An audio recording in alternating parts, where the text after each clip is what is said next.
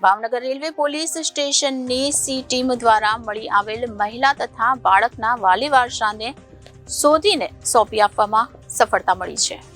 શ્રી પરીક્ષિતા રાઠોડ, અધિક પોલીસ મહાનિર્દેશક રેલવે ગુજરાત રાજ્ય અમદાવાદ તથા શ્રી બલરામ મીણા સાહેબ, પોલીસ અધિક્ષક પશ્ચિમ રેલવે અમદાવાદ તથા શ્રી એસ.આર. પટેલ, વિભાગીય પોલીસ અધિકારી પશ્ચિમ રેલવે રાજકોટની સૂચનાથી V P. Joshi, police sub inspector Bhavnagar railway માર્ગદર્શન હેઠળ મહિલા તથા બાળકો વિરુદ્ધના ગુનાઓના ન બને તે માટે સી ટીમની રચના કરવામાં આવી હતી.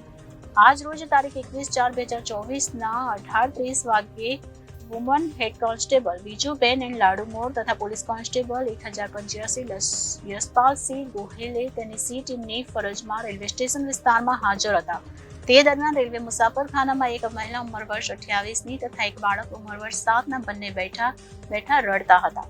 તે દરમિયાન તેઓને આશ્વાસન આપીને પૂછપરછ કરતા તેનું નામ મનીષાબેન દીપકભાઈ જણાવ્યું હતું અને તેમના ઘરે તેણીના પતિ દીપકભાઈ હિંમતભાઈ સાથે ઝઘડો થતા પોતે ગુસ્સામાં ભાગીને રેલવે સ્ટેશન આવી ગયા હતા તેવું જણાવ્યું. બાદમાં તેણીના પતિ દીપકભાઈ હિંમતભાઈ દેવી પૂજક ઉંમર વર્ષ 29, જેમનો મોબાઈલ નંબર 9327004582 જે રહે હાલ ભાવનગર ગેધરિંગ ફિલ્ડમાં, જે કાયમી રહે ગામ સેતસર 25 વારિયાવાડાના મોબાઈલ નંબર પર સંપર્ક કરીને ભાવનગર રેલવે સ્ટેશન બોલાવ્યા હતા. બંનેનું કાઉન્સેલિંગ કરીને સમાધાન કરાવડાવીને તેના બાળકને તેની પત્ની નામે મનીષાબેન બંનેનો ફોટોગ્રાફ પાડીને કબજો તેમના પતિને સોંપવામાં આવ્યો હતો.